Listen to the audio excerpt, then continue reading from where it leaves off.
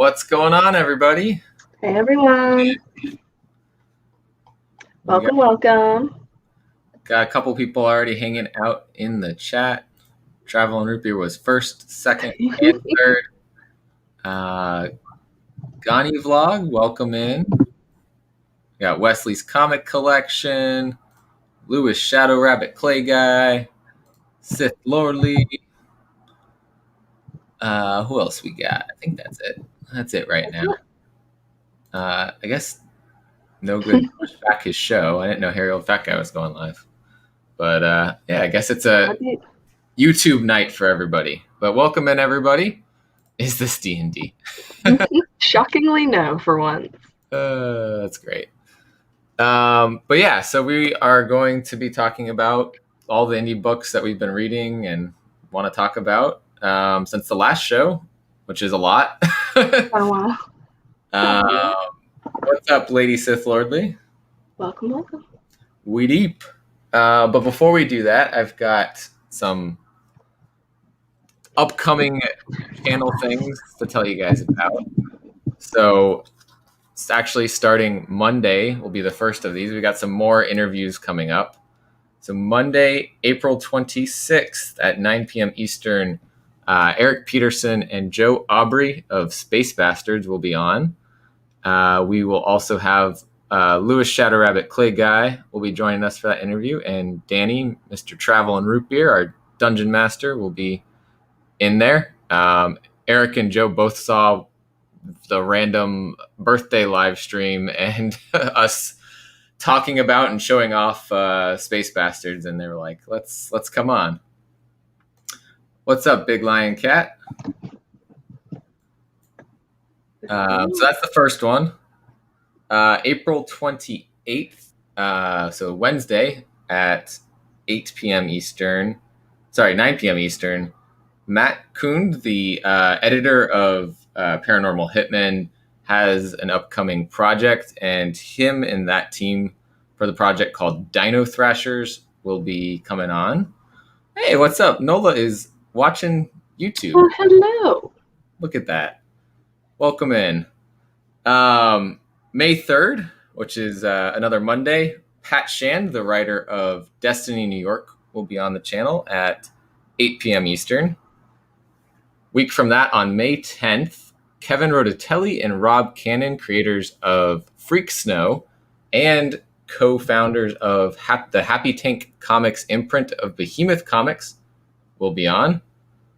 That's only about halfway through the list. May 15th at 7 p.m. Eastern, Andy Levy, writer of Osaka Mime, an upcoming graphic novel from Behemoth Comics, will be on at 7 p.m. Eastern. And then on May 21st, the Witchblood creators Matthew Ehrman and Lisa Sturl will be on here at 7 p.m. Eastern. I've got one or two other things that potentially will happen this month, but they also might we can figure it out. Might be in combination with an FOC show, or one of them actually I might be on their channel. So be a couple things to look out for coming up. But yeah, let's see who else has joined into the chat right now. I see Kay Titus all the way from Japan. Welcome in. And there's our friend Damien. Hello, Again, Damien, on the launch of You Promised Me Darkness. We both, of course, you already know, enjoyed it a lot, and we'll be talking about it again tonight. And Phil also came in. Oh yeah, there he is. His red background, I think, was blending with the Big Lion Cat red background. Welcome in, Phil. All right, so let's get it started. We'll kind of go, I guess, alphabetical order by publisher to make it organized a little bit. And we'll start with Aftershock Comics. One of the ones that I know we both at least read the number one for was The Midwest. And I think that one is so fitting for the D&D life. D&D players, right? Yeah. I know you said you haven't been able to get this second issue yet, so... Yeah. My stores tend to very low order some indies, and so they get like 5 and then they sell out. Yeah, but definitely if you're into D&D, this is a really good book for you. Issue 2, I think, kicks off even more so than issue 1 too. You get a lot more action, and The character sheets, I think, are great. the character sheets was such a great touch in the first issue. Mm-hmm. Absolutely. And then the other, I think you weren't reading this one, is Maniac of New York. Mm-hmm.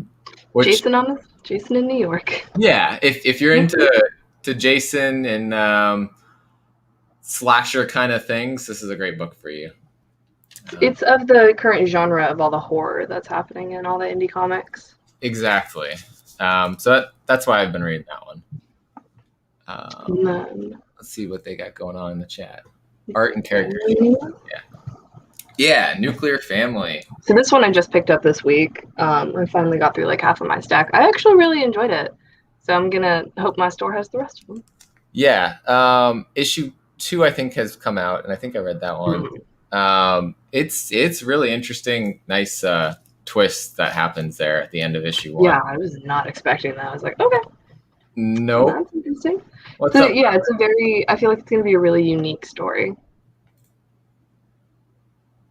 Yeah, 100% agree. And Stephanie Phillips, the writer on that, is also writing Harley Quinn right now. Well, that's why I liked it so much. Yep. Another Aftershock's got a lot of new ones recently. And yeah. They've been putting out a lot of stuff. Phantom on the Scan, which is essentially this guy that it starts on has these psychic powers and is starting to realize that other people across the world have them as well, and that the powers, by using them, it's eventually killing them. So it gets a group of them together. I was waiting to hear what other people thought of it before I picked it up. Ends with an interesting event occurring. The art was really cool on these, like the covers and everything. So I'm gonna keep reading this one, see what happens in issue 2. And one you all know we both are into. Cat's Honor. Yeah. What did you think of issue 4? What happened there? I thought it was great. It's just like, okay, what an unexpected way to take this story, but there's going to be a big finale coming up. Yeah. What's up, Remy Q? Yeah, I think the character growth with Kip in that issue was just fantastic. And the lack of growth with Dez was shocking. Yeah, I think either issue 5 is going to end with a permanent, like, bye-bye Dez, or he's going to flip and figure shit out. Yeah. He's going to, shockingly save the day. Right. So it'll be interesting to see how the Kit-Dez relationship ends. But I want to see more in that world. There's so much to be going on. I mean, I obviously love a post-apocalyptic America. So. Yeah, and I think that was post-apocalyptic done right. Mm-hmm. Yeah. I mean, you gotta assume there's other cults going on in this land. I want to learn about them. You got the what were the outlaw people? I want to say bandit for some reason, but I know that's not the right word. I'm blanking, but they were pretty organized too. I didn't realize how organized they were. Yeah, they got a whole big system of hierarchy going on. Yeah, absolutely. So, going into the next letter of the alphabet, we have Behemoth, of course. Yep. Shout out Behemoth. This was a recent one that came out. It was a graphic novel, Carnivora. Essentially like police thriller, but meets horror. And some of the I'm realizing I'm just loving black and white. So Behemoth does a lot of black and white comics, and they're doing very, very well. Absolutely. Just fantastic art on the inside. Storytelling was excellent. This was PJ. I forget how to say his last name. Kaiwa. I'm probably saying that completely wrong, and I apologize. But great story. So Add it to the cart. yeah, and then Just building a cart of like every single Behemoth book, basically. Essentially, I'm working my way through their back catalog too. And so speaking of that, and future catalog, we got Freak Snow, which of course I just said Kevin and Rob are going to be on the channel, and Freak Snow, Revenge is a Drug will be the first book coming out from the Happy Tank imprint. Yes, and I believe the charity cover that they have sold out as well. That was the cover C, yeah. So the cover C was going to the Heroes Initiative, which was to help struggling artists and writers, comic writers and artists. So that's super cool. Big deal. What's going on, Perpetual and Claiming Comics? Welcome in. Thanks for joining, guys. We'll be talking about Wind soon. Yep. Gotta get down to boom. So another one that actually one of the people on the team are going to be on the channel. Paranormal Hitman.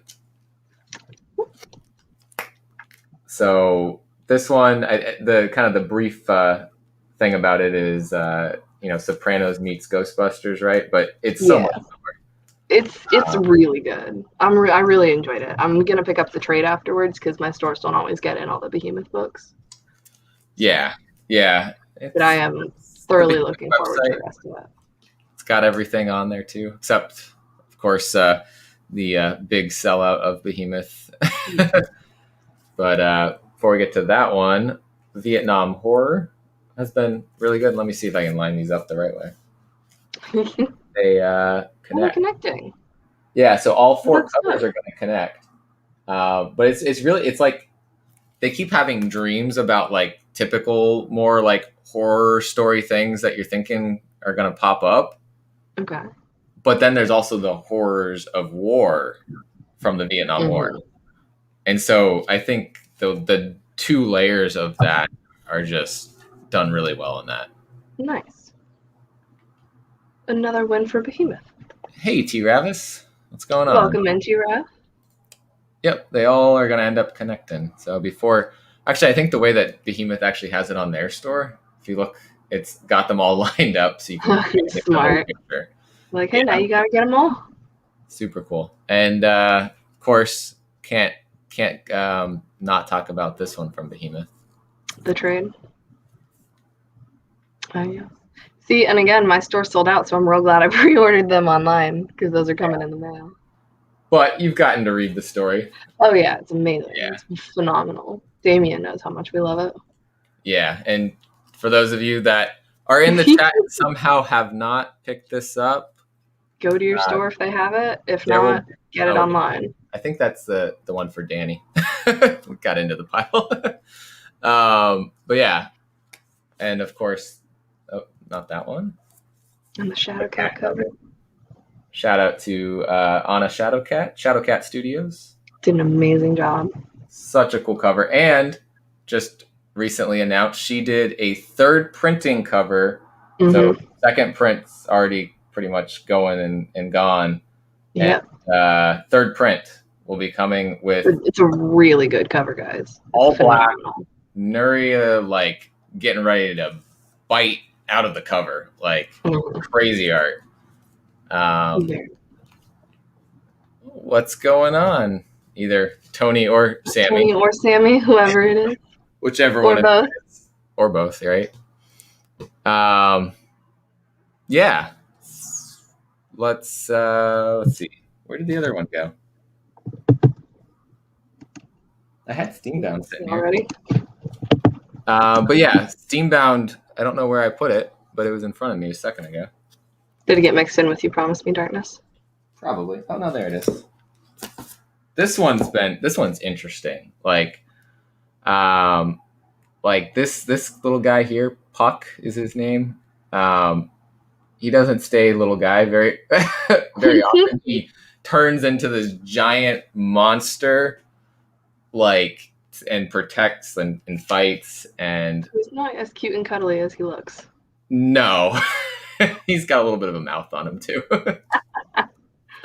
So I'm loving that story too. How many issues is that one? That's made issue 3 so far. I think it's going to be 5 total, at least for the first arc. Not a bad deal. Which I think most of the Behemoth books, I think Vietnam Horror is going to be 4, but You Promised Me Darkness will be 5. That one's 5. Necromorphos was 5. Necromorphos was 4. Oh, shoot. Well, okay. And 4 in a trade. That one had the trade just come out, so if you haven't gotten to read Necromorphos, it's another one we both highly recommend. Yes, definitely a top loader worthy book for You Promised Me Darkness. Absolutely. And it's going somewhere in my display behind me at some point. You got a whole extra row you got to fill up now. Yeah, up higher. So I might put it down here and move some stuff up and down. Something. I got to figure it out.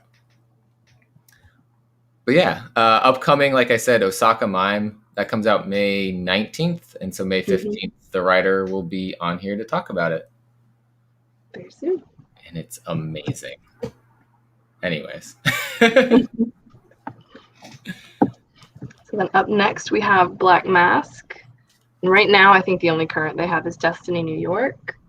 This is the studio that did Black, and they have an upcoming series called White coming out, which is like the compendium to it, basically. There it is.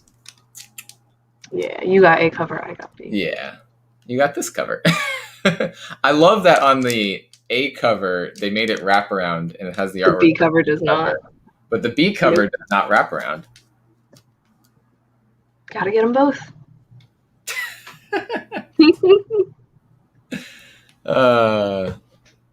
Crack me up, Nola.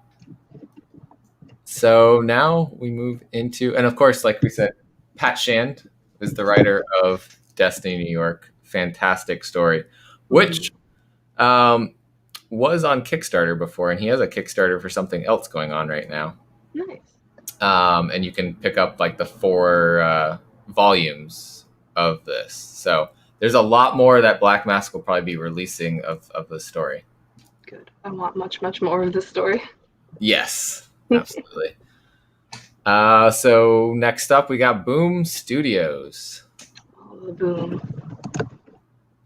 If you guys watching, let us know what books you're loving from each of the different publishers that we're talking about. If you're reading anything we're not, let us know. Just trying to help. Do you sign all your books too? 100%. Absolutely. Back covers only. That adds to the value, right? You gotta. How are they supposed to know who it belongs to unless I tell them? Exactly. So what we got out first from Boom Studios, Abbott, 1973. This has been a fantastic story. That version cover. Love that cover. This is just such a cool cover. And I really liked. I need to actually replace the tape with the clear little things. But journalists are detectives for the people. I like the quotes. I put it in a clear bag or a clear board. Super cool. Gotta love all the Frisians. Oh my god! She does so many covers for Boom right now. Like that. We had the Luna one. That Shadecraft cover is so good. Yeah, Franny, but still so good. Oh yeah, this is hilarious. So he posted this. He had his store had White number 1 through 6. Yo, someone in your store is like got the hookup. I don't claiming comics was it just one set that was sitting there? Was like the writer lived near you or something and was just dropping it randomly? I'm incredibly jealous. I have it all on pre-order, but I am incredibly jealous. Issue 1 hasn't even come out yet, and 1 through 6 was sitting on the shelf. It's like crazy. I mean, congrats, because that's it's amazing. Redemption. I think Nola's been reading Redemption too, and Red Atlantis. Red Atlantis was that Scout? I'm trying to remember where Red Atlantis came from. I do not know. I know I've heard of it, though, but I have not picked it up. I will have to check that out. Oh my god, yes. Tula Lote's art. Mm-hmm. There's, I don't think I pulled it out, but the cover for Silver Coin that Tula Lote did was awesome.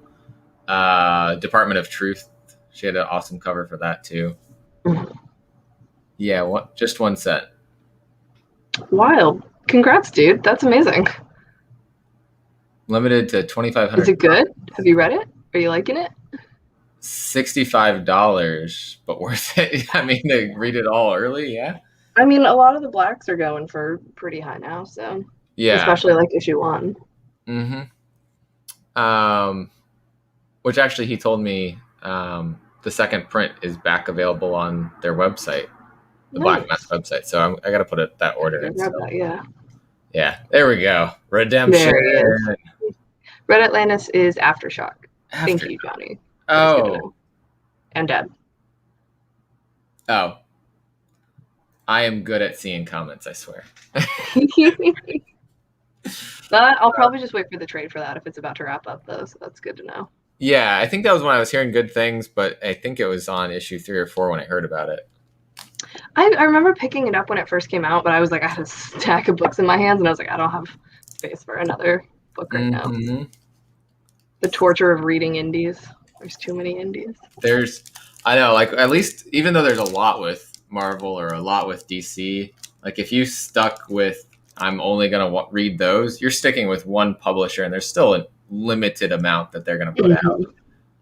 Indies are infinite, because then you start looking, if you look into Kickstarters and all. Oh, yeah, it's wild. So many. And there's some good quality stuff out there. Yeah. And there's indies for everyone, like whatever your genre is. Right, indie isn't just... I already see you getting ready to pull one of my favorites. Set genre. Yeah. Supposedly, so it's boombox. It's geared towards the younger audience, but I am thoroughly obsessed with this book. So good. A little Irish girl in me is just so excited. And how did you say that you pronounce the one witch's name? So it's apparently pronounced B-A-D-B is pronounced Bov, like B-O-V. I don't understand Gaelic. It doesn't make sense to me, but supposedly that's what Google said. Indies for you, indies for me. You get an indie, and you get an indie, and you get an indie. Yeah, Danny gets phenomenal. Yeah, absolutely. Highly recommended. And we just had issue 4, so only one more issue, right? Yep, I think 5 is the finale, and the covers for 5 are phenomenal. Yeah. And so we should get a trade then very soon. So, yeah, I would say probably in like 3 or 4 months. Perfect time for you, Danny. Looks like Johnny has the last writer on his show. So I guess that it's already recorded and get all the inside scoops. Ready to go. Awesome. Be looking forward to that.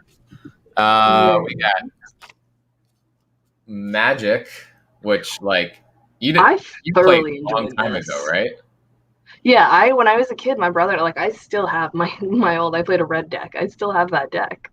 Nice. So I played this game, but the book was phenomenal. Absolutely. I was very impressed with it. I was like, okay, so I'm going to have to start reading this now because it's very well done. I never played Magic. I went into it just saying, let's see how they build the world and see if I like the world that they're building in the comic or if I need to understand the cards.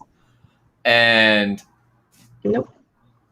I didn't feel like I was lost not having the card knowledge. I know Wes is a big Magic fan also. I was really, really, really impressed with, I did not expect it to be as good as it was, and then it just thoroughly exceeded my expectations. I was very impressed with that book. I concur, Nola. That's Ice cream scoops are best. Of course, you played a red deck. There's an entire Magic setting of books for the 5th edition D&D. Oh boy. Wow. So Well, I we gotta know bring that in. if we ever finish our campaign one day, then maybe We we'll got a lot to just trade finish. up magic, or maybe that's a whole nother continent, right, Danny? Can we make that be a thing? Mm-hmm. Can we fly off planet to the magic planet? Can we make the balloon man go to space? We need a high survival roll. Wes, that is really awesome. Congrats. They're getting Oh, a nice. higher on Nice magic. job, Wes. Yeah, Yeah. phenomenal. So I remember you asking in the chat how I connected with some of the people, and I mentioned Twitter, and Wes is on Twitter now, so everyone go follow Wes on Twitter. I'm assuming that's how you started talking to the writer there. So awesome job. Are you doing a live video or a recorded video, Wes? Try to do it live. And either way, let me know when, because I want to watch that. Yeah. I'm very interested. Spelljam. All right. You're giving me too many ideas. I want to do all the things. Screw the vampires and all. We're going to space. We're busy. All right. What do we got next? One that you just started reading. Yeah, so I know that this is actually a really old book, but I actually just started reading them. Once in Future. You know, the awesome King Arthur tales kind of being warped into modern day society, and magic is real, and you know, all that fun stuff. Yeah. I'm loving it. I think it's great. I read the first trade paperback, loved it, and then I have all of the next comics. I just have to sit and read them. I was always a fan of like King Arthur and the Holy Grail stuff, so like I'm just nerding out while I read it. Yeah. That's Thanks, really Nola. good. Appreciate that. And like anything that's Kieran Gillen is basically on my radar and on my to read list at this point. I think he very well may be my favorite. Yeah, he does an excellent job. Just started hunting down the early Once in Future issues. I've managed to find 1 through 5. Jeremy has 6 and 7 for me from his store. This what is this, like the 4th or 5th, whatever Ross said was the version of that one. I do have the colored version of this too. Actually, I think that's the only version of that issue that I have, and then I found this one for a deal right before it just like took off in price. Yeah. And then of course they started posting all the ratio variants that are the hardest to find. Yeah. I think there even might be the second one out at this point. They're at like, I think what, so. 18, 19 issues? What just came out? I think 7. I have from 10 on. I've been picking them up when they drop. I Same. just don't know how many come out since. I just haven't caught up enough to then. You just gotta get 6 through 9. Yeah. I mean, I'd highly recommend picking up the trades. It is really enjoyable. But I just, like I said, I'm a little bit biased. I really like Kieran Gillen's writing. I'm very much a fan of the way he paces his stories, and he knows how to write a hook at the end of an arc. Yeah. He knows what he's doing. He knows how to keep you reading. Got Berserker. Oh, I didn't grab a Berserker for some reason. That's okay. I have it. I have the foil. Right. Yeah, so far we've got issue 1 out, right? Issue 2 coming out next week. Yeah, it's been lengthy time between issue 1 and 2. Yeah, well, I mean, so we know from when Ross was on the channel. They pushed it back for the 2 weeks ago. For the foil.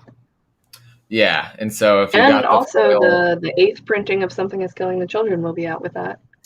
You had to pick up issue 1 and 2 to get it though, so.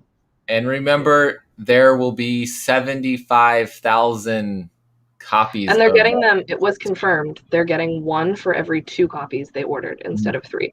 They upped it. Yeah, so do not overpay for that book. I've seen places selling it for $30, $45. There's no reason for that. Almost every shop that has enough people pulling, they're going to have it. They're going to have plenty of it. I think there are some places that even still actually have pre-orders of like Berserker 1 and 2, and you get it for free. So do not pay $45, $50 for a free book. it is not meant to be something that's rare and collectible. So just passing on that PSA. Just a PSA, guys. And I just want to show off something I got in the mail. Speaking of something cool. Oh yeah, some beautiful goodies you got. So some signed and remarked beautiful goodies from Zoe Lachey and another favorite of ours, Trinity Comics. So that's the color version. It's green background and the red, and then there's a kind of color splash version of it, and same remark, but it's a beautiful remark. The eye is colored in green on both of them. That's the only color. Oh, that's awesome. Wait, seriously? It's hard to see. Oh, wow. That's awesome. But yeah. Big. So I'm excited. Very excited to have these. I was supposed to have, I think it was the issue before this, there was a color splash one that I got, but I got it through a different company. So I have no idea. Who knows if it's getting graded with CGC, what's happening. Yeah, and I don't know if that other company had extra mailing steps, and so it got delayed. And yeah, no, her signature is gorgeous. Yeah, her signature is gorgeous. The remark is just fantastic. I'm just waiting to meet her at a con. We gotta get her to come. Dream come true. We should get her on here.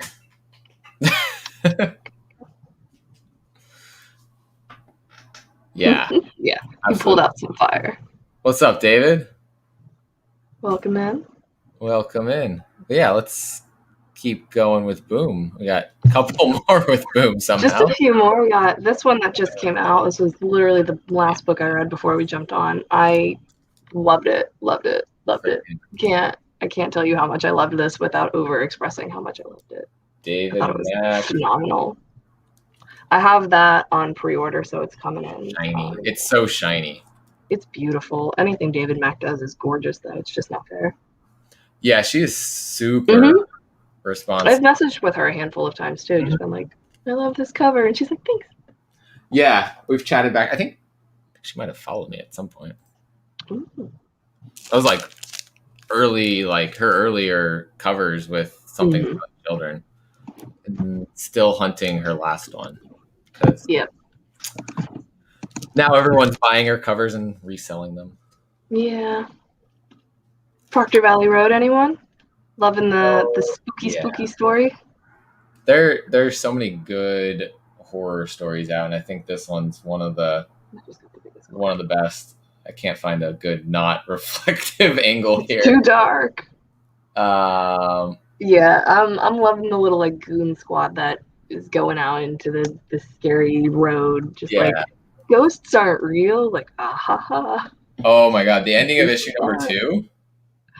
Yeah, that was awesome. This is gonna be like no holds bar spooky. I'm hoping.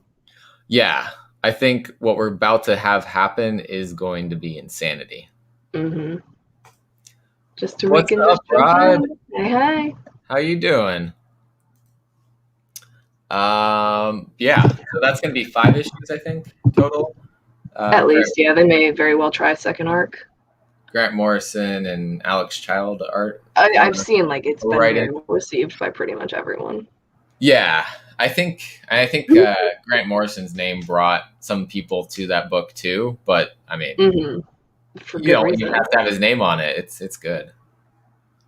Yeah, I'm digging it. And then this was Spectre easily accessible.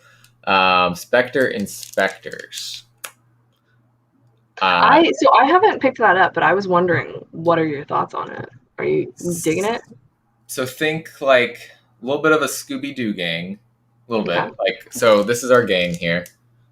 He's a little bit younger, obviously, than the others. I think he's one of their brothers. Okay. And so Scooby-Doo gang, but one of them gets like possessed by a spirit. And they have to help that spirit kind of clear up some unfinished business. And sounds very spooky. To set it free. And yeah, honestly, so this is a boombox book also. Mm-hmm. And so it's I feel like it's at a higher level than I would have expected for Boombox. You know, like in terms of there's kind of some creepy things going on here. Nice. Hopefully she's into creepy. But I think... hey, it's not Caroline that doesn't believe in vampires. It was Talia. I have an extensive knowledge on vampires. Yeah. Thank you very much.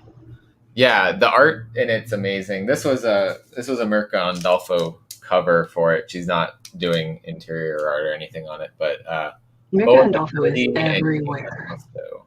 Yeah, she is. She's got everywhere upcoming things going on. Like, I feel like she is everywhere. Oh. She was the most adorable, scary child since The Shining. She will love the story. That's funny. Of course, we've got returning soon, and this just came out. Wind. Yeah, I'm so excited. Oh my god! It's already on pre-order. I'm already getting it. I cannot wait for that to come back. I mean, that's another one that was intentionally geared towards the younger audience as well, and it's just so well written. I mean, it's Tynion. James Tynion. I'm just gonna struggle with that every time. We've got a whole video clip on that. But yeah, Michael Dialynis, who did The Woods, right? Yeah, he did The Woods with Tynion as well. So they did The Woods together. They came back and did this together. It's absolutely phenomenal. This is like a limited hardcover for specifically for comic shops, but the trade paperback, the regular trade paperback, will be coming out, I think, the same day issue 6 comes out. I cannot wait. So and the tarot variants for when that's coming out, y'all, they are phenomenal. That's Ryan Gonzalez, right? Yeah. I hit her up a couple times. I was like, I just want you to know these are just stunning. They're gorgeous artwork. Yeah, absolutely. So we got tarot variants for that. We've got those also when we get to Vault. Got a series with those too. James T. Just James T. Thanks, Nola. Have a good rest of your evening. Call him JT4. There we go. I have seen some people call him that. Yeah, it's a lot easier in text, but I mean, saying the name out loud. I want to say it. Say the whole thing. James Tynion. So if you ever are wondering how to say it, there's a video clip on the channel that says. Yep. Ross Ritchie told us how to say it. Mm-hmm. Straight from the man's mouth himself. Another one that ended sometime. Yeah, we should be getting the trade pretty soon, right? I would think so. This ended where I was hoping the whole series was going to go, but it's setting up a second story arc. Okay, interesting. So I think this would be a good one if people weren't reading it to not go to go get the trade when it comes out and read it all together.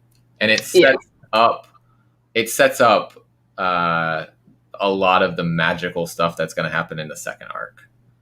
Okay. So that's just when I was just waiting for the trade. Yeah, I wanted more magic in this arc, so I was a little disappointed in that, but it set up so much that I was like, I'm so excited for arc number 2. So just another one that ended in there. And then, of course, we've got We Only Find Them When They're Dead and Something's Killing the Children coming back next month. I'm so excited for We Only Find Them When They're Dead. Have you seen all the covers for it are just stupid good. Did I like We Only Find Them When They're Dead? I don't know. I'm just a little bit attached to that story. We've got a couple different. We got like 1 in 25, a 1 in 50 ratio.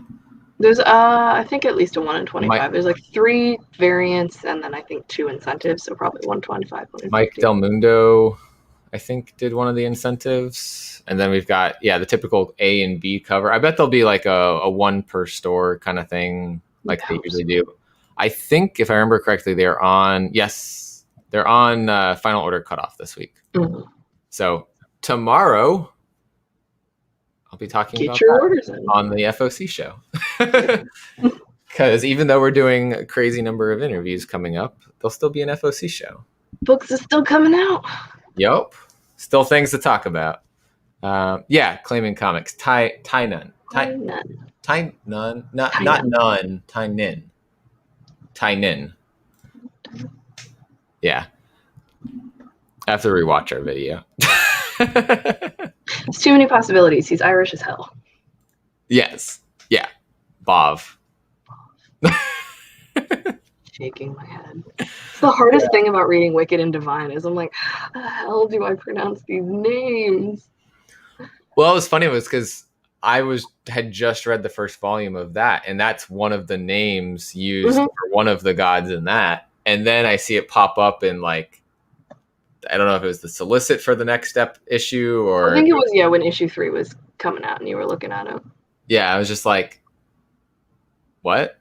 You're here and what? It kind of made sense once I learned who that was in like that mythology. So super cool how many books will pull that kind of that stuff. Yeah. Something entirely I loved like all of the gods and goddesses of the world when I was a kid too. So it's always really interesting when they show up in other things. Yeah. So this one has an interesting story. We're moving into Dark Horse. I was really looking forward to this. I haven't read it yet though, because page 12 is from issue number 2. So I feel like I probably just want to wait and read it once I get the real. Now you got that error variant. Yeah. So this was going for stupid money, but I want to hold on to it because it's kind of cool. I really like this cover. So it's like drugs everywhere. In a giant dinosaur footprint. Yeah. So she was like a well-known kaiju fighter, or sorry, it is drugs, I think. And then like beer cans and crazy shit. So like, but she stopped and then she started partying and all that. And then now she might have to come back and fight kaijus again. They need her. And there's a lot of kaiju content lately. Yeah. Ultra Mega, that Kaiju Score, Godzilla Kong. Yeah. Sith, did you read it online, or did you get that also and read through the skip page 12? Oh man. Yeah. Oh yeah, J2's dinosaur that he fought off and had spray painted on his van, right? Yep. Oh man. Oh, how did that read? I've been hesitant to read it. It's probably not enough content that it really ruins the story without it. Yeah. Like for all you know, it could be just a singular panel. Because nobody knows. Several panels from issue 2, but it could have just been one panel, issue 1. Yeah. Starro, Suicide Squad, definitely kaiju. Yeah, so it wasn't enough. Okay, I might give it a read and then. Especially if it's in like the middle of the issue, then yeah, it's probably not too much of a whoa shit moment. Right. I was following the writer on Twitter and he was saying it would throw things off if you read it, and I was like, oh. So just skip page 12 while you're reading. Yeah. Everybody already knows how much we love this book. This one is just so much fun, so much craziness. Read it again. Read it several times. Beg for it to get turned into an animated show. Non-stop, like, just craziness. Postal Service in space, but lots of other crazy shit going on. Explosive devices galore. Now we know why she's called Resurrection Mary. Mm-hmm. We learned a lot in that issue, actually. There we go. Yeah. Danny, I know you love it. We are interviewing, of course, Eric Peterson, Joe Aubrey on Monday night, 9 p.m. Eastern. So if you love this, be there and hang out with us. And the Kickstarters, you can still go and get the hard copies of them. They have thick bound books of volume 1 and 2. So more than what's out already. Yeah, they've got it's what is it now? An Indiegogo? No, it's on their website. It's like spacebastards.com. I would also accept that, but again, the guy who voices Cyril Figgis needs to play the main character of the first 2 issues. It's my only requirement. I'm just gonna post that. Spacebastards.com, literally, and you can purchase them directly from them now. Yep. Oh, nice. Volume 1 and Volume 2 are available on there. Oh, see you, Rod. Have a good evening. Thanks for popping in. But yeah, I didn't grab this one from IDW. I don't think I did, but I know we both were reading it. Sea of Sorrows. Yeah, issue 4. I don't know if I managed to get or not. I can't remember now. It's or is issue 4 about to come out? Issue 4 came out. Issue 5 will be the last one. Okay. It's just been creepy sirens and crazy shit going on a boat. And there's a boat that wrecked, and they want the gold. And then I'm like, it's a really good story. Yeah. There are only 2 sea horror books out right now. This one's got a lot more of a dark tone to it than the other one. Tone. Yeah, and we'll talk about the other one soon. Deep literally beyond. Next. Yeah, we're moving into Image, and yeah, we might as well just talk about it next. I'm really liking it. I don't find it too hard to follow with the kind of 2 different group stories going on in the first issue. I'm really liking it. It feels very Bermuda Triangle-esque. Yeah. Space, monster, or not space, ocean monsters and scientists trying to figure out what's going on. When the covers got shit like this on it. And they have like a horror, like a legitimate horror variant for every single issue of that too. Yeah, the Marco Cicchetto, I think it was that issue 1 or 2. Like, I think it's always the C cover or something though. Yeah, his cover I think's probably been, well, the Mirko and Adolfo covers have been great too, but his have been good. They're just all monster covers. Yes, it's really good. It's just like, oh my god, fantastic. Yeah, I'm really liking that story. I am thoroughly devoted to it, or at least for the first arc anyway. I want to know where they're going to take it. Right, it's one of those like, please tell me this goes somewhere crazy. Like they've killed people off, so they're not afraid to do that. Nope. So don't get too attached. Might have Game of Thrones Red Wedding going on. 2 other books just we were going to mention that we're reading, but we know everybody knows about these books: Crossover and Department of Truth. If you're not reading Department of Truth, what are you doing with your life? Maybe you're part of the Department of Truth. Maybe you are. Maybe you are. Or Black Hat.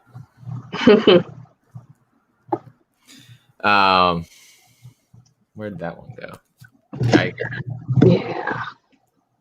I am, like I said, I'm all in for this post-apocalyptic nuclear bombing. Hell yeah.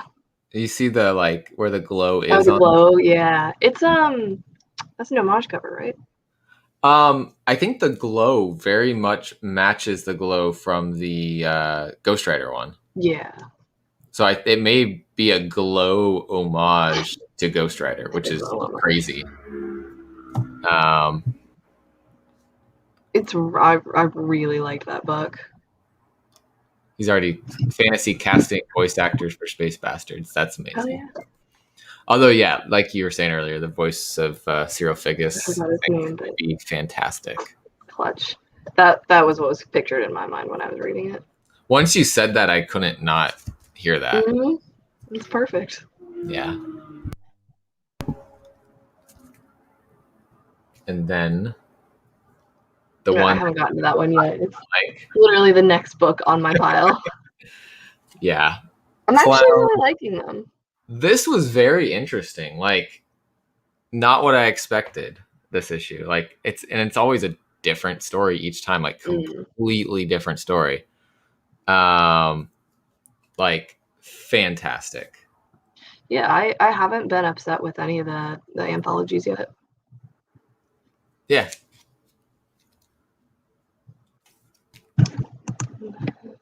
And I think it's still set for 6 issues. I don't think they've expanded, which I think is good. Well, I wouldn't be surprised because they took a break on Ice Cream Man to bring that out, and I think they're going to bring Ice Cream Man back and then maybe like alternate. There's rumors of a crossover between the two, like you're going to see the character show up in the other. I think, is it issue 6 of this is going to I think so. I think he shows up in it.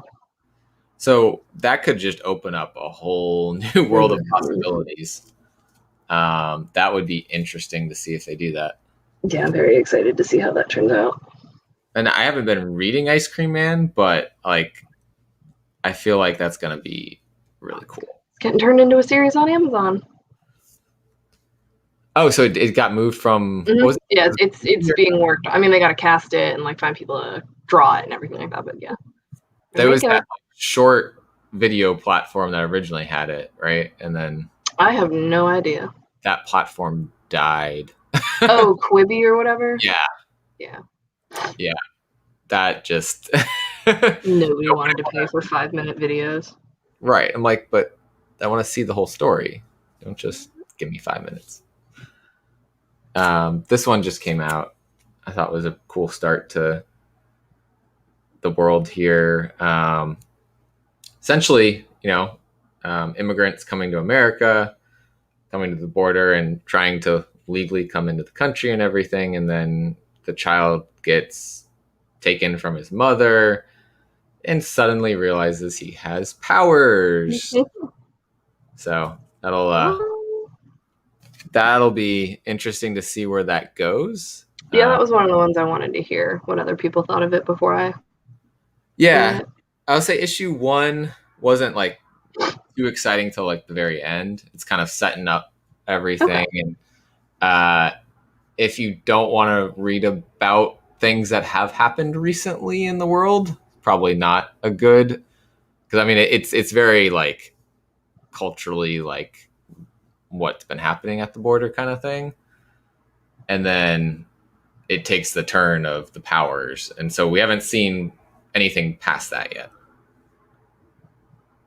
Okay. I mean, I'm curious about it. I don't know. I want to... Yeah. I'm going to give it 2 issues probably. Issue 1 has me wanting to know more. So. I haven't seen anybody like raving about it. Yeah. I think issue 2 could be the point where the kid does some crazy stuff. Do we know what the powers are by issue 1? He kind of explodes or like his... Here, I'm just going to show it. Spoiler alert, everyone. Spoiler alert. Because I don't know how to exactly describe it. I feel like his hands glow. Like, so the first time he sees it, he's like, you see his hands glowing a little bit there. Okay. And he says, "Oh God, not again." So he's had it happen before. And then he's in the place and they put him into solitary confinement because he brought food back from like the eating area into the confinement area.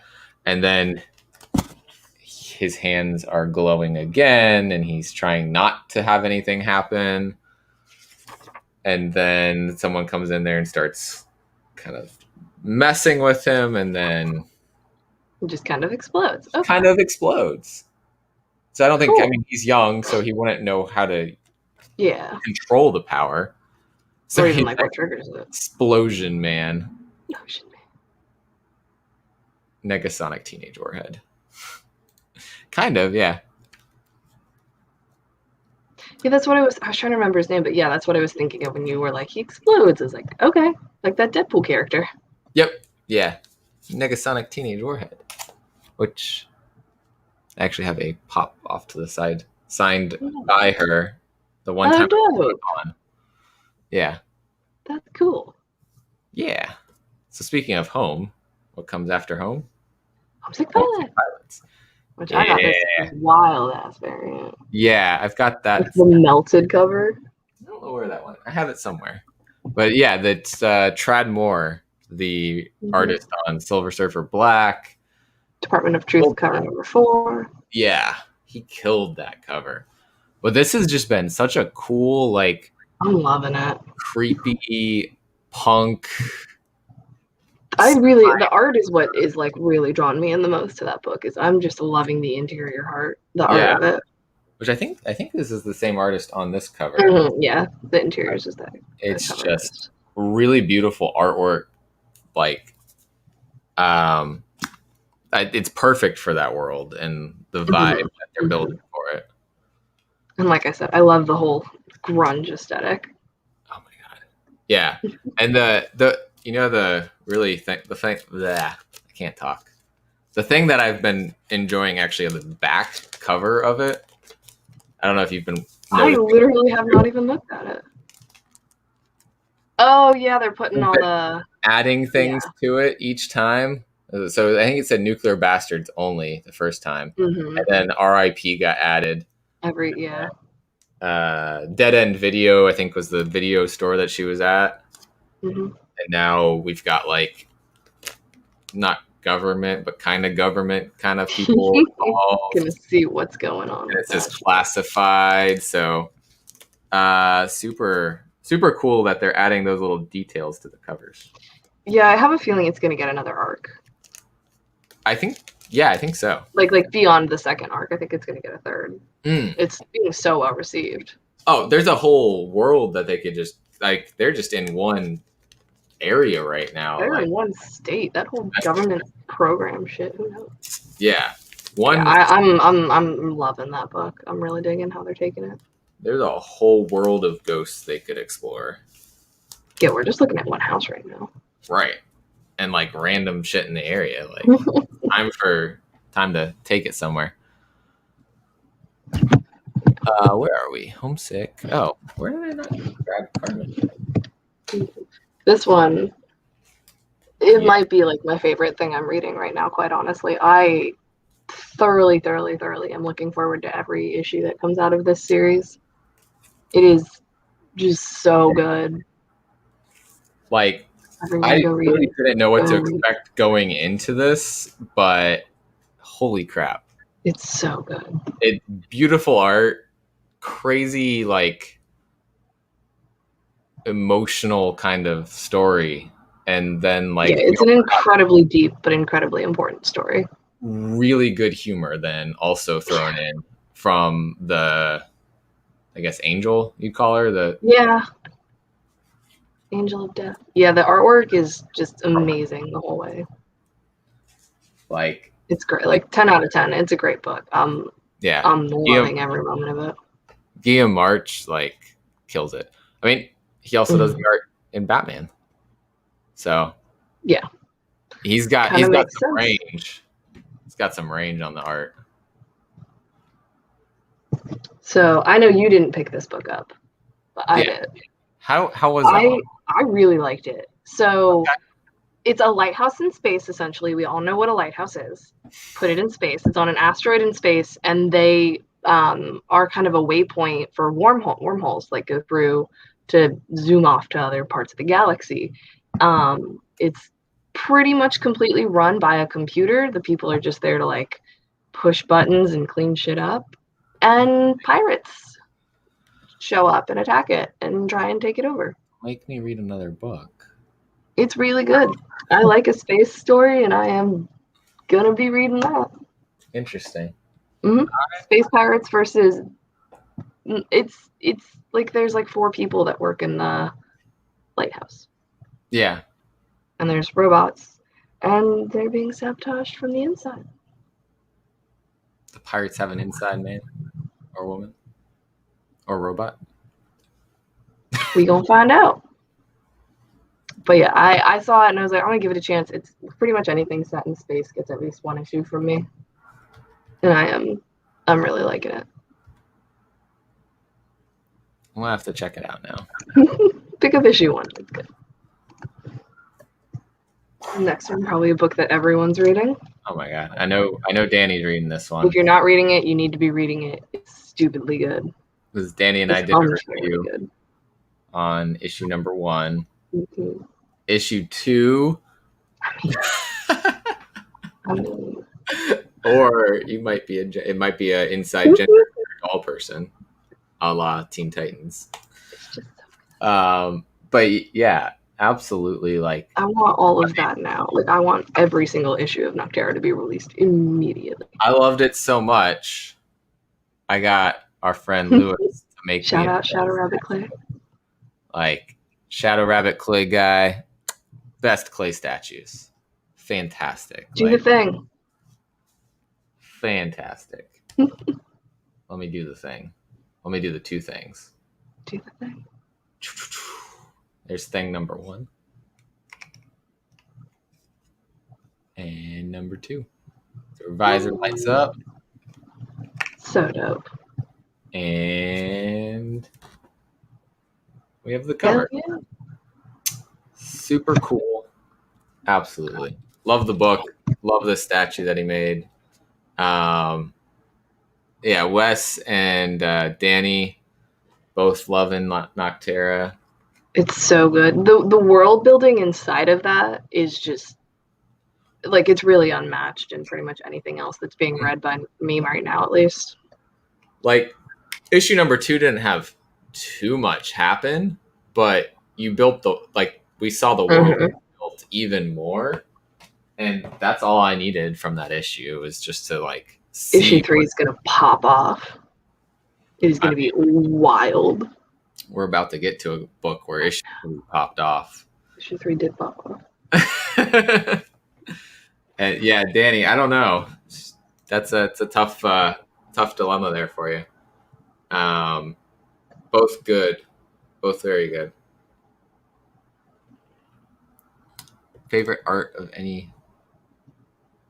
Yeah, the art in it is amazing. Yeah, like man, I don't think I'm reading anything that has bad art. I wouldn't be reading it if I didn't like the art. Yeah, that'll probably turn me off of a story a lot quicker than a mediocre story. Right, yeah. Which is why the first time I read Department of Truth, I almost was like, and then it grew on me, and I was like, oh my god, this art is amazing, and it fits this so well. I was the same way. I flipped through it when it first came out, and I was like, oh, I don't know if I want to pick this up. And I saw really good reviews about it, and I was like, okay. We're almost there. I'm not gonna spoil it because I'm still upset about it. I'm still upset about it. Another issue 3, not the issue 3. A lot of issue 3 is coming up. Mm-hmm. I thought this was really good. It was very kind of plot developy, not so much superhero developy, but I still had fun with it. I'm liking the universe that they've set it in. His friend is like my favorite. I don't think we can spowl it.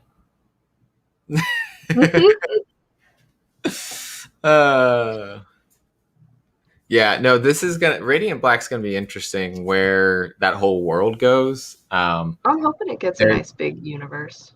There's what was it? Inferno Girl Red. It's a Kickstarter right now. I'm pretty sure it's being made to then eventually cross over with Radiant Black.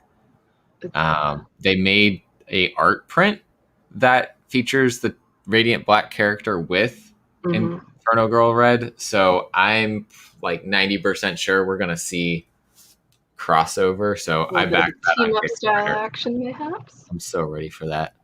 Yeah. I'm digging the powers and the way that they're setting it up. You know, I have no idea if Ultra Mega is done. Let's look real quick. There's a trade paperback already showing up that's coming out in September. That it doesn't have a description, so it doesn't say what it collects. But issue 4 says end of story arc. So it's probably taking a break. It's probably taking a break at issue 4, and then it'll be back later. Sometimes the indies like to do that. It'll do a story arc, take a break. Yeah, they want to see how well received it gets. Mm-hmm. Yeah. Lewis likes Stray Dogs, which are about great. To. Stray Dogs was your first read last week and took me 15 minutes to read another book. I just sat there and I was like, okay, I need to go hug my cat. I know. But before Stray Dogs, we gotta get to Scumbag. Yup. The scummiest of scumbags. How do you think Batman stays up all night? Oh, yeah. How do you think Batman stays up all night? Yep. Exactly. It's still just as good as it's been. It's just raunchy and wild. Raunchy, wild, hilarious. Like, goes places you're like, makes sense that they went there, but I didn't expect them to go there. And it's very no holds barred, and I love it. Like, it's so good. It's ridiculous, and it's just a fun, wild ride the whole time. Yep, exactly. We still got 2 more before we get to Stray Dogs. We're all very excited for it. Yeah. Shadecraft was fantastic. So good. I've already got all the B covers on pre-order, so I don't miss any of them. Yeah, the Jock cover for issue 1 was fantastic. I loved it. I'm very excited to see where they take this. It's setting up a really cool world, and I already know, like, Joe Henderson, he did Skyward. Skyward was great. Like, he could do it probably for a good 2-3 years, probably, of content in the world. I could expect at least 3 grades of it, 3 volumes. Yeah, that would not surprise me. It's the same team even that was on that other book too. Yeah. And I'm really looking forward to where the spooky shadows take us. Like, that splash page. They've got a lot of ways they can move in this story. Yeah. I'm going to spoil for a second because it's been out for a while, but the art on that splash page with the shadows is just like, holy crap. I was already like sold on the story, but then where was that? This right here. Yeah. That so art, good. You see the one shadow coming in to punch the other shadow. Fantastic. D&D shit right there. The end of this book, though, like, I don't know, I had the same kind of thing that happened at the end of Stray Dogs, but an emotional response at the end. You were like, damn, okay, I didn't see that coming. Not at all. And I was like, this is sold. You've got me. You've got me on this book for as long as this book goes. So, like, one issue to be able to build up that kind of, like, response to characters is real good. They've got so much to build on already. What's up, Copy? Hey, Copy. And then we got another anthology kind of story here. Silver Coin. I was very into this. This was super cool. A murder anthology series? Hell yeah. Yeah, the art on this one, fantastic. And the artist will stay the same each issue, but the writer is going to change. So it's kind of the opposite of Haha, where the writer's the same each issue, but the artist changes each time. So I love the concept. Be interesting where the next issue goes, if it's a similar kind of vibe or totally different. It looks like it's going to be like this one was similar vibe.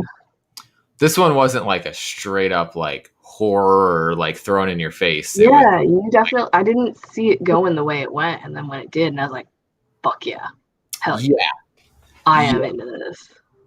That twist, I think, is what was like, "Yep, all right, done, sold." I'm trying to see where I put the Stray Dogs books. Oh, they're there. All right, guys. Now it's time. Let's talk about this. Shit happened. So when Tony and Trish were on, they told us issue 3, things are gonna get crazy because now they've kind of hooked you in. They built the world. Now they can do something crazy. I'm still not over what they did. I'm never going to be over what they did. Doesn't mean I'm not going to read the rest of it. I'm going to tell him I'm not okay with what he did in the best way. Oh, I totally already tweeted that at them. Actually, Trish, I think when I did the new comic book day video this week, I said something. Trish commented on the video. It was like, please don't leave. And I was like, I'm not going anywhere. I'm not going to leave. Damn. I'm just incredibly attached to these characters in a very short period of time, man. And that is your fault for making them so damn cute. Well, and that's the thing. It's like, it's okay that I feel that way about it. That means they did a great job. It means you're doing what you need to do. Characters to a point that I don't want to see things happen. Yeah. That's as far as I'm going to go with saying what happened. I mean, there was a comedic moment in there too, right before. It's not worth the comedic moment. The dogs calling 911 and then realizing, oh crap, the humans aren't going to understand us. Yep. That was really funny. Mm-hmm. But that also was what led to the bad stuff. Yeah. So awesome, but also, but yeah, it's good when you can have an emotional response to the book, especially that quick into it. Right. And that's just what I was talking about with Shadecraft. Like, one issue in, I was like, damn. And Stray Dogs, like, still 3 issues is not a lot of time in the world. And yeah. I want way more. 2 Moons? Were you picking this one up? I picked up issue 1. I wasn't a fan of it. I like the... It didn't hook me in any way, shape, or form at all. I like the... oops. I just broke the tape on the bag. Oh, man. I mean, I like the art one, but the art that I like is like the monsters and like that stuff. Hold on. Here. This freaking like the story. It's where the wild things are. Fair. It looks like the character from Where the Wild Things Are. Oh, look, silver. I was just reading too much stuff, and I don't know. It didn't hook me. I know a lot of people are really digging it, though. Yeah, I know Sith is liking it because I know he likes that Civil War history, and then it's a horror comic on top of that. So I know he's been digging that one. I like that it's like it's not in any like big known events of the Civil War, but we're seeing. But you can still kind of track it in there. Right, like what some of the people how they might have been reacting to the events that were going on. Okay. And then we've got this like Native American soldier that's a part of it, and then he's getting these like visions and things like tribal kind of things that add to the like horror element that we're seeing. Oh no, Tony! No, Tony, why? Also hi, Tony. I'm not okay. I'm not okay. That was a great timing for being here. I literally just put the book down and like walked over to my cat and I was like, "You're getting a cuddle, ma'am." But I was not okay. Yeah, but also great job. Yeah, killing it with that book, literally. Yeah. Like the fact that I could feel that way about characters that quickly, that means you guys are doing your job and making us feel connected. So you are not straying from the George R.R. Martin vibes. Our cats got hugs, and there were no cats harmed in the making of that comic. No, my cat was thoroughly enjoying the hug. Yeah. Oh man. Just gonna tug on our emotions a little bit. Trent Stewart joined us, and Dana May joined us. So, guys. Yeah. Still. Keep creeping. It's okay. We're loving it. It's just, oh man, that. I'm telling you. if you do Stray Cats and I won't be able to read that. More of an emotional response from us. Just saying. Granted, we know how you would do it. The humans would get killed. Mm-hmm. The cats would not care. So we got 2 small publishers coming up here. One I know you weren't able to grab from Mad Cave, Nottingham. It's been a fun read. It's I see it as like a dark version of Robin Hood, but from the sheriff's perspective, and a bit of a noir kind of style. I was not able to grab that. It's probably something when the trade hops off, I'll get it. Yeah, it sold out so quick. There's a 3rd print that should be coming out. That was on last FOC though, so maybe it should be available. Copy. Oh my god! Big old cat. Stray sugar gliders. Those are just a nuisance. Stray. Do not Google that. Oh god! Do not Google aerial. Do not Google that. Oh man! And then from Second Sight Publishing. Yeah, my shops didn't get that either. Duplicate. So they're another pretty small press kind of company. They also had Freak Show Night come out that same week. Oh yeah. I've seen it. That was it was a one shot. So, but it was a good read. They sent me an advanced copy of that one that I got to look at. Duplicate. They sent that too, and I couldn't read it. It was like kind of blurry in the font, so I waited till it came out. Absolutely love this. Essentially, there's a virus that destroys organs, but there's a company that can they can create synthetic organs, and so whatever organ it destroys, they replace it. They can replace it. Well, either you have the money to pay for it and replace it, or they auction you off, and whoever buys you essentially you have to essentially pay off your debt. So you kind of become an indentured servant to what? Yeah. So I'm assuming our main character is someone who could not afford the surgery. Yes. And there is some conspiracy kind of stuff towards the company. Oh, absolutely.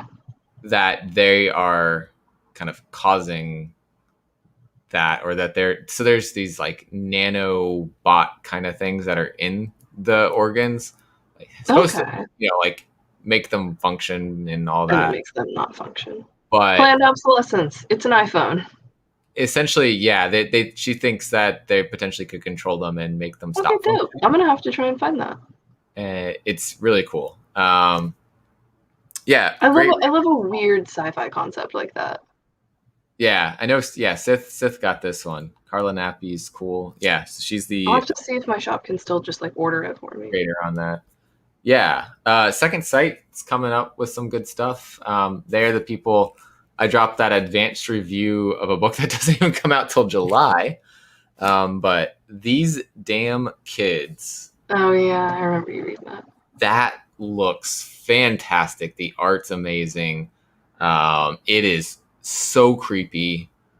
I'm on board for that. You do like a good like spooky creepy book.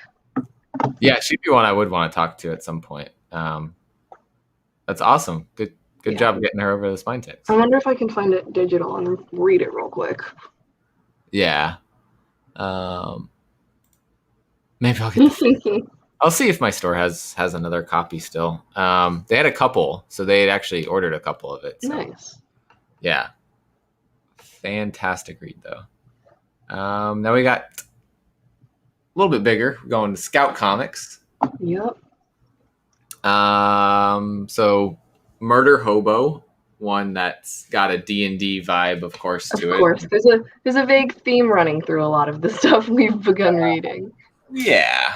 So I've got Murder Hobo Broken, Beaten, and Buggered, and Murder Hobo All In at the Dragon's Shaft. Yep, and I have All In at the Dragon Shaft, and then Chaotic Neutral just came out. I have Yep. yours. Awesome. Yeah, because I forgot to pre-order it, so... They're just such fun books. Although Danny doesn't allow murder hoboing. Yeah, so if you don't know what a murder hobo is, in D&D, that's someone who literally just goes around killing everyone, no regard for anything, just killing, doing bad things. They are... I think this guy, the phone guy... What's that? He's pretty great. You're going to like the story. Ooh. So this one is like 4 separate stories told in the comic. So it's each about of like one of these people. Yeah. Okay. Yeah, and I think it's really good. Look like characters that have been in the other ones. Mm-hmm. Yeah, she is in... Yep. Yeah, so I think it follows the same characters, just like different adventures they've been on and that kind of thing. And then the murder hobo just running around this world. Murdering and hoboing. You've created monsters. You really have. It's never going to end. I told you, Danny, I'm attached. I'm attached to Talia. I forgot to grab this one. Rabidworld. I did not pick that up. It was... I don't know if I saw that. So it was like 2-3 weeks ago. It's essentially like... It's almost like a zombie story, but it seems like rabies are involved. Okay. In like the start of the apocalypse, but... I wouldn't be surprised. After I did a review on it, I think the writer commented and said there's more of a twist to that. So I'm in to see what the hell's going on. Yeah, and it's it's Scout Comics. It'll be like 2 months before the next issue. They do their first issue and then kind of get that response to the issue first. See how much. Yeah, so you got some time to catch up on issue number 1 with that one before all that comes out.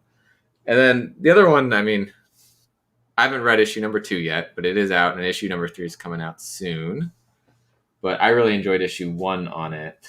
I forgot to grab that book, but yeah, it was fun. It's a quirky little read. It's a unique story. And I had fun with it. Yeah, absolutely. I thought I wrote the other one that I had down here too. By the Horns. Oh yeah. By the Horns is phenomenal. Okay, I do have to go get that. Hold on. Oh hey, look at this. I do have Rabidworld. Yeah, there's Rabidworld. Crazy cool cover art. The art style on the interior is similar to this, in that there's minimal colors used, but usually if the colors are used to emphasize something. So pretty cool art style. We can do a Murder Hobo one-shot. Yes. I kind of want to. I would, yeah. But I need to be like a level. Like, I almost want to take our characters into like an alternate universe where there's no consequences in the regular universe, and have a Murder Hobo campaign. Not campaign, one shot. I hate that.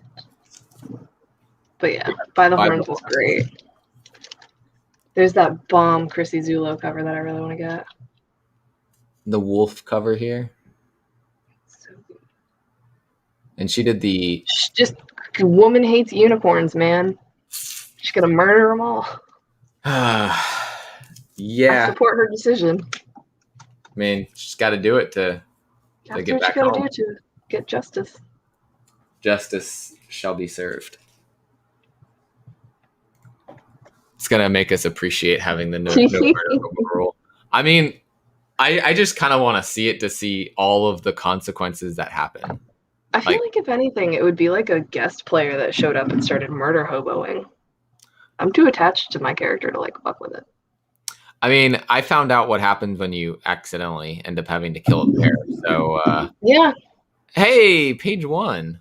Hey, page 1. So I haven't gotten to read it yet, but page 1, I'll just throw this out here right now, is the publishing company that did this, Dragon Rage. Yeah, that whole package they sent you is dope. Yeah, so this is the David Finch did cover art for this book. Super fantastic. Yeah, even the packaging is like David Finch art on the package. What? Where did the other thing go that I really like? I misplaced my my mask. Somewhere around here.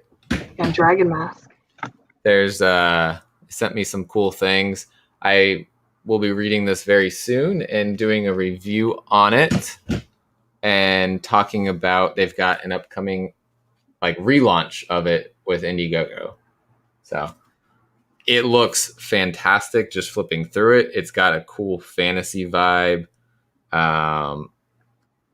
Just really cool things in here. So that is something I'm looking forward to reading. They are a crowdsourced publishing company. So that's how all of their books, I think, will be planned at the moment to come out. They could say more if they want, but yeah, I'm working on a review once I get to read it. But wanted to shout that out since you guys were in the chat with us. Railroad 6 jumped in. Hey. Thanks for joining. Yeah, that dragon mask is freaking crazy, though. I was having fun with that yesterday. I don't know where it went, though. That's all right. I rearranged everything right before this, and now... And now you don't know where anything is? Yeah. That's what happens when I clean. And then we move into Vault Comics. Wrapping up. Well, we got one more after. Vault's our last big one. Vault's been killing it lately. Holy crap, they have. Oh, actually, you know what? I gotta go grab a Vault book. The Autumnal, it just hit issue 6 of 8. And if you ever wanted a story about how leaves could be creepy and scare people, this is the story for you. Fantastic buildup of suspense that they've had going on, and we've started to see some of that pay off. I think issue 7 is going to be like the real crazy issue, and then like wrap it up in issue 8 kind of thing. I can't wait to get that trade. Yeah, I know you and Danny are gonna be on the trade when that happens. And then a book I'm reading by them that you're not, that I think everyone should be reading. Engine Ward. The trade. Every week it's like when it comes out, it's first 3 books in my to read list. I love it. I love it. Yeah. The Zodiac characters of the Zodiac are real. They exist. They have personalities and shapes and forms, and shit gets wild. I feel like that's why you like Wicked and Divine too. Is like, oh yeah, I love it. I love all that magical bullshit. Yeah. And then one that finally returned, Giga. I love it. Yeah. I really like the world that they created in here as well. It's very so fun to live in. Depicting that world is just fantastic. Yeah, it's matching mask. They want to send you one. Yeah. Yeah, he was showing it off in our little D&D chat yesterday. It looks phenomenal. Yeah. So yeah, we'll definitely, I guess, well, I'll message you guys on Twitter and see what we can do, because maybe we can just do I'll come chat about it. Everything. What's next? Yeah. Oh yeah. Oh, I didn't have this one on here, but this has been going interesting. I picked up issue 1. I want to hear how it goes. I didn't like or dislike it specifically. I was just kind of like, I want to know more about it, I guess. I liked it even more after I read it a second time. And then when I had no good on. Yeah, you guys are both real into it. And we were like talking about it, and the more we talked about it and we're like almost like dissecting it, I was like, wow, Yeah, the video that you two did was really, really good on it. Really good. Not the video, the story. With your own shit. Yeah, I'm definitely probably going to be getting the trade when that comes out, because I've seen pretty much everyone that's reading it is like really liking it and into it. Yeah, the last issue wasn't my favorite of them so far. Actually, was there only 2 so far? Maybe there's been 3. I don't know. I think only 2 is out. I think 3 was on Path OC recently. Yeah, you're right. Yeah, so the second one wasn't as good as the first for me, I felt like. But I think, again, it was like a kind of, not necessarily even world building, but maybe character building a little bit. Not a lot going on kind of issue. See, that's kind of like my whole thing that I like, is I really like a good world building second. And then hey, Bradley. Thanks for jumping in. Awesome. Yeah. This one is now convinced me to go get that book. Yeah. Yeah, and thank you for asking me to read These Damn Kids. That was freaking crazy good. So I'm looking forward to when that hits shelves. I'll be talking about it again once we get close to that. Yeah, Freak Show Night was the other one that I read that was really, really awesome. Dope. It's awesome. We've got lots of random people hopping in and companies hopping in. Thank you guys. Yeah, this one, I'm not sure where you are with. No, dude, I've been keeping with it. Okay. It ends just well enough for me to be like, I want to know what happens next. Yeah, that last issue just fantastic, like where they kind of took the twist with it. Mm-hmm. I'm liking awesome. It. Oh. Might want to have you on, Bradley. Come chit chat with us. Yeah, we talk about what's coming up. That's cool. Oh my god. But also, I've been told not to fuck with dragons in D&D unless you want to die. Once I read, I have a feeling really thoroughly been told there's going to be a lot outside of the dragon element of it. So if this happens, then so page 1, this is our DM right here. Kind and benevolent DM. Let's we'll talk on Twitter. There's a lot coming up this month. Maybe at the end of the month, we'll have more time. We try to book our YouTube plans out a month. But absolutely love to have you on to talk about everything that's coming out with that. Yeah, I Walk with Monsters, I think, is ending with issue 6. It feels like it wouldn't have more than maybe 2 more coming. Just it feels very starting to wrap up. Yeah. I think we're gonna they kind of de-escalated and then re-escalated everything. Yeah, man, that ending of that issue. We'll have something crazy happen. Shock. Also from Vault that just returned, Shadow Service. Like, I have not seen those to pick up. I would recommend the trade's out for the volume 1. It's got magic. It's got like supernatural kind of stuff, and it's my shtick. I love it. It has the MI666. Oh, nice. Okay, I gotta read it. Yeah. So that's dope. And it's that's all you gotta say. Kevin Scott is the writer on this. He's also High Republic. I was gonna say, I'm definitely reading some good shit by him right now. Yep. High Republic is phenomenal. Yeah, absolutely. And then a new one that we both really enjoyed. Yeah, I had to show off this one. Yeah. Yeah. So. Yeah. She's vaguely Talia-esque. Super cool. Matthew Ehrman and Lisa Sturl will be on the channel later this month. I should have grabbed the tarot variant to show off. I've got the tarot variant coming in the mail. I've already got it. I told my store I want all of them. Yeah, now I've been like pre-ordering. Phenomenal. Yeah. I'm really digging the story. Like, we've got vampires. I want to meet we've like got, other witches in this world too. well, you will. I want to know all of it. You will in issue 2. Semi-spoiler, Yeah. but issue 2, there's an advanced review on the channel. So if you guys haven't seen that, go check it out. Fancy. Yeah. I'm real excited to get to chat with them.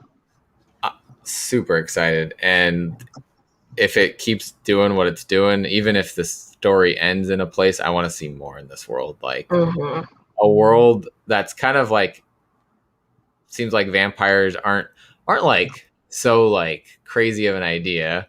Witches are all around, and there's got to be other supernatural kind of stuff happening. Like someone's a hex hunter. Yeah. Like what? Like I need more. Yeah, I have a feeling we'll get a very healthy amount of witch blood coming up. Yes, absolutely. And this was such a cool thing that they did with Vault releasing that like movie poster variant. It's glow in the dark, right? It glows in the dark. I think so. Her outline, all the black there glows, and then around witch blood glows. That's dope. Super cool. I took a picture of it glowing. I haven't posted it yet. I think Comics and Pops posted a picture of it glowing. I'm gonna go check that now. Yeah. What's up, Renos? Welcome in. Welcome. We're getting to the end of everything, but we got a little bit more to talk about, and then catch everything else on the rewind. One book that I've gotten to look at that's upcoming, The Blue Flame, looks like it's going to be an looks phenomenal. It's like there's like kind of almost like 3 different things going on. We got the normal life of the guy who's a boiler maintenance man. We've got the Blue Flame in space, essentially being put on trial to decide if humanity deserves to live. So these aliens aren't fucking around. Okay. And then we've got him like with his like almost like a vigilante group, but they're like hometown heroes, and they like are preparing for like a little like get together, and then shit goes down. It goes places that I'm not going to spoil, but yeah. And then there's a part of it that I haven't figured out, like who the characters were that they were talking about. So I'm assuming that'll be clearer with issue 2. But they just dropped like the variant covers for issue 1, and there's a Christian Ward cover that's just crazy good. Yeah, I've been eyeballing it. I'm just waiting for that to come out. It looks real good. Thanks, Dranos. Yeah, and then there's another one coming up, Barbaric, that I just got the advanced copy to look at. And you were showing that yesterday. Gonna check that out. It almost looks like a Conan-esque kind of thing, but it looks crazier, and I don't know. I'm gonna see when I read it, but the art on it is fantastic. So I'll be checking that out. And so the last book, the publisher I never thought I'd read a book from. Yeah. And I'm glad I did. From Xenoscope, we have Mangoat and the Bunny Man. So shout out Perpetual Comics. This was a great idea to pick up. We've got these two essentially hunting down paranormal, supernatural kind of things, and either stopping them, or in the case of like Sasquatch, they're friends with him and just telling him to not go out and expose. You sent me one picture of one panel in that book, and I was like, sold. I gotta go get this. And that is the very first panel of the book. Amazing. So I'm gonna show that. I'm like, I gotta get my hands on this book to read it. Of course, in typical Xenoscope fashion, the cover B is what the style you'd expect. What Xenoscope normally is. Yeah. But I mean, even so, the art on that's fantastic. Mhm. I like the cover B's for, I think it's issue 2's got an interesting one with like the bunny man's in the mirror. Nice. Yeah, this is the panel I sent you. You're all gonna die, and you got the bunny man covered in blood. I was just like, and sold. He essentially goes into almost like a berserker kind of rage. He's Lewis. Blacks out. Lewis Shadow Rabbit Clay Guy. He's Lewis. The blood at the beginning of this is just gratuitous, and it's fantastic. And then he realizes that he's covered in blood, and he's like, "Oh God, what have I done?" Yeah, but yeah, we have Sasquatch chasing butterflies, and chasing butterflies awesome. While someone's getting kidnapped in the woods. Amazing. And he doesn't notice. Hey, Sasquatch gonna do what Sasquatch gonna do. He ain't bothered by you. Yep.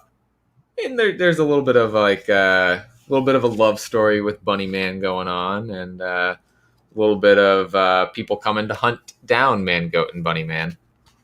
Sounds about right. So they're all gonna die though, so you know. Traveling root beer. Yeah, there we go. Showed the first panel. Yep. Yeah, the cover A's are also like super cool, like this one. Like there's one with like a target, and you see them in the sights. Like, nothing gets blood out of fur. Yeah. What's up, Shattered Glass? Welcome in. Welcome. We're wrapping up talking about our picks. Is there anything else you haven't talked about that you had pulled out? No, we went through everything I had. I mean, I'm reading other stuff, but it's not indies. Yeah. It's like 4 other books. Yeah, I've got a couple Marvel and one DC. Yeah. There is nothing else I have out right now. There's a couple other indie books that we're reading, I think. Yeah, I have Luna 3. I just haven't read it yet. Like I said, I'm not completely up to date. I haven't read any of my Marvel books for this week yet. I'm really slow. Yeah, I have to read The Woman of Marvel still. I've been getting these for the covers, but I haven't read. Yeah, I read issue 1 and I was just bored. Yeah, I like the Harry Potter homage. Shout out to Sith if he's still in here. For sending that over here. Appreciate that. And then that one I like, the Pulp Fiction. But I think the next one's Breakfast Club. I didn't order that one. So I'm just kind of looking at like which covers I like. I like Sabine Rich's art. So yeah, he does. She, yeah. She was like, she's the colorist for J. Scott Campbell too. Oh, I didn't know that. Yeah. Like, I don't know if she still is, but she was at least. For a while. Well, we didn't talk about Cult of Dracula. I actually shockingly have not been picking that up. I liked issue 1. I think I added it to my pull list today. I did add it to my pull list. I'm going to keep reading. I think that may have been one that like my store low ordered and sold out of before I got there. Pop-Tarts. Yeah, no, it was a good first issue. I sometimes forget to grab things to talk about, but I knew you hadn't read that one. So, Cult of Dracula. I picked up the Shannon Mara cover because the art on that was so cool. Good. Yeah. It's one that I think, I'll give it 3 issues. That's usually my rule unless I'm like really not into it. Yeah. Oh yeah. Yeah. So we talked about Stray Dogs. Tony was in here earlier. He might still be listening. The next issue just gets even darker, apparently. Yeah. So if you got really affected by issue number 3, be prepared. It's going to be a little worse. That next issue will also be crazy. Phantom on the Scan. I loved that one. And Home. I liked how it ended. So if it keeps up some of that action, I think that one will keep me going on it. But I think it's only 5 or 6 issues. So Yeah, I believe it's 5, and then they're also doing the free comic book day comic as well. So like 5 and a free, so 6. Okay. Yeah. Oh, yeah. 5 Stray Dogs. Yeah. There's possibility that we might get some other like stories, is what it was sounding like. Yeah, but it wasn't like within it's that not going to be universe. another story arc. Yeah, it'll be about other people, places, things. Yeah. He was here. I don't think he's still. Yeah, he may have popped off. Nice. Yeah. Oh, good. Look at that. We got another comic reviewer in here getting some advanced reviews in. Nice. Love to hear that. But yeah, so just to run through what we told you guys at the beginning, let me pull up my notes. Got a lot of notes here. I'll give you the whole upcoming schedule again. Yeah, so upcoming interviews on the channel. So joining us Monday at 9 p.m. That'll be April 26th.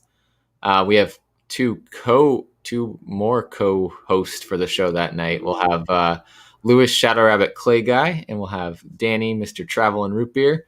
Joining us to interview Eric Peterson and Joe Aubrey, the co-creators of Space Bastards.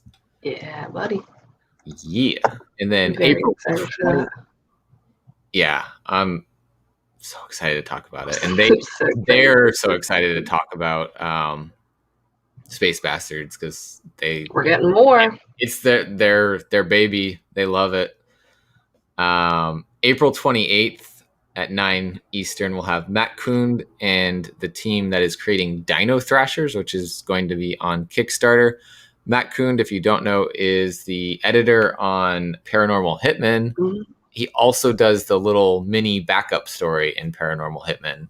So he's the writer on that. The one in issue 3 had a lot of puns in it about like Caesar. So that was pretty funny.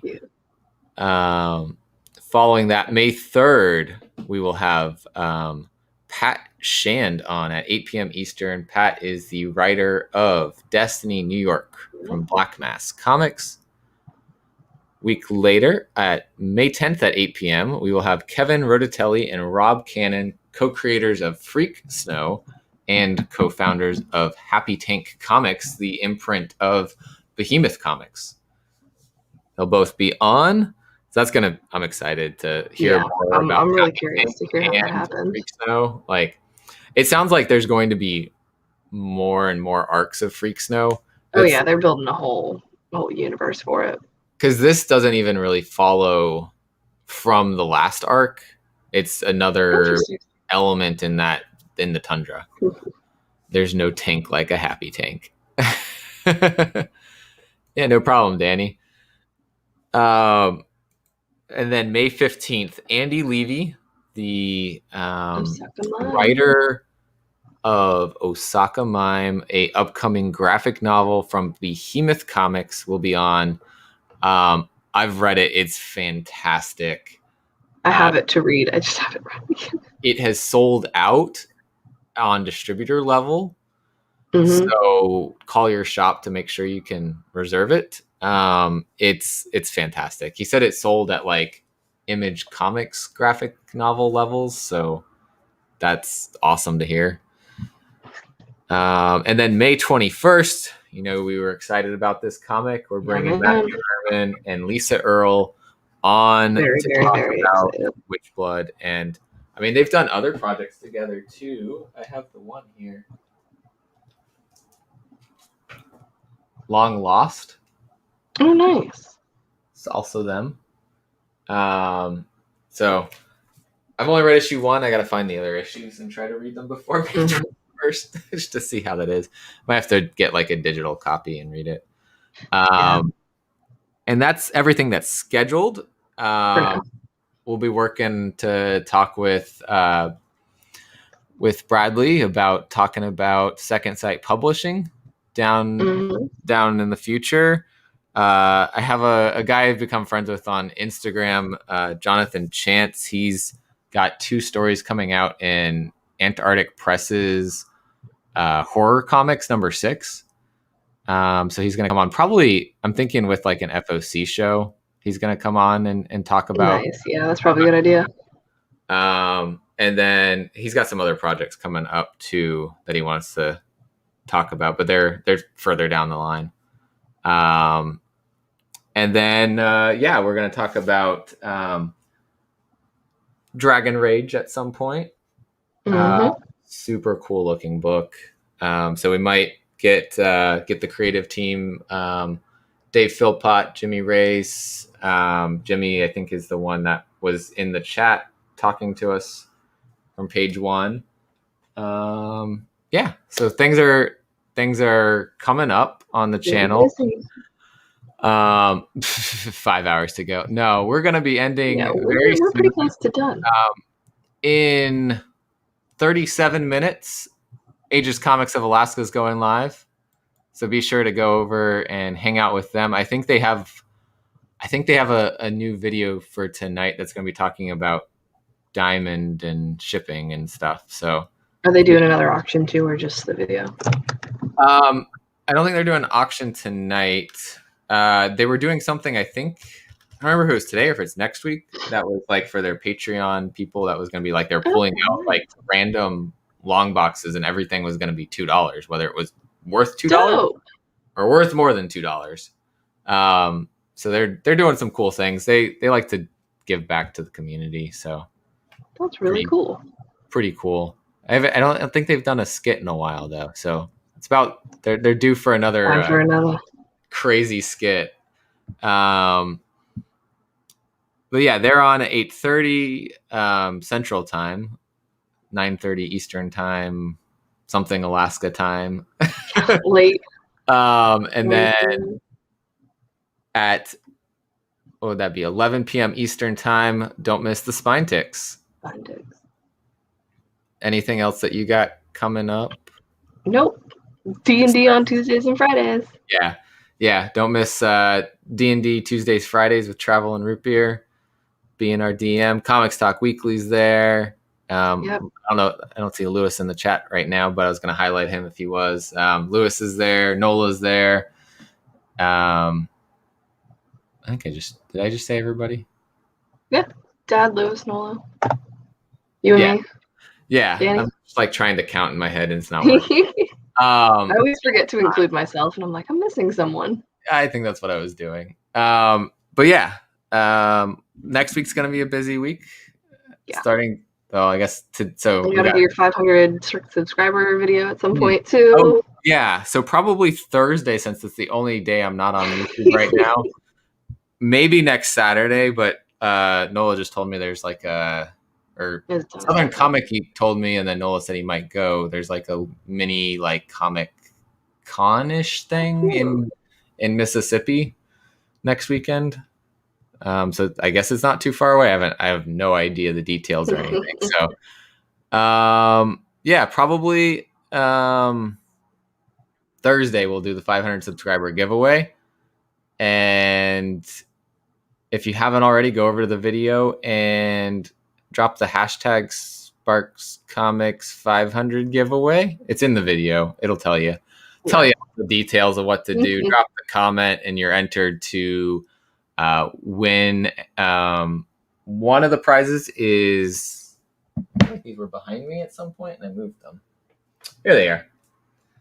One of the prizes is this Peach Momoko 1 in 25 from Something's Killing the Children. And one of the prizes is Shadecraft #1, which sold out and people have been trying to find and not being able to find.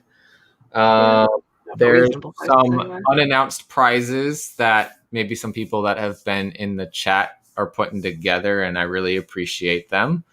And then I probably have something else. I just haven't really had time to look for more things. Yeah. And each of those is not going to just be the single comic. There'll be something thrown in with each of them. So it'll be worth it to hang out and win some prizes. And I might be doing a CGC unboxing with that at the same time because my book should be arriving Tuesday, but I might not be here Tuesday. So I might get them Wednesday if I'm working from home. because it requires a signature. Oh, fun. Yeah. Makes sense, though. So hopefully they try to bring them back Wednesday. Yeah. I want ECC to be back. Yeah. Yeah. Cons probably. I mean, so far, New York Comic Con's planning to happen. San Diego in November instead of the summer. Some Baltimore. smaller cons. I mean, we know what there was a New Hampshire one that's happening this weekend. Mm-hmm. Some other There's one out in Pensacola going on pretty soon. May 20th, I want to say. I guess I'm keeping my eye on October. Smaller cons are coming back. Big ones probably in the fall. Yeah. So thanks everybody for hanging out with us for. We appreciate you guys being here. Absolutely. Lighten up the chat. Yeah. Shout out to everyone who's been there the whole time. Shout out to everyone who's popped in and hung out even for a little bit. And shout out to everyone who's watching this on the rewind. Yeah. Thanks, everyone. Have a nice night. Watch Aegis Comics and Spine Ticks tonight. Yep.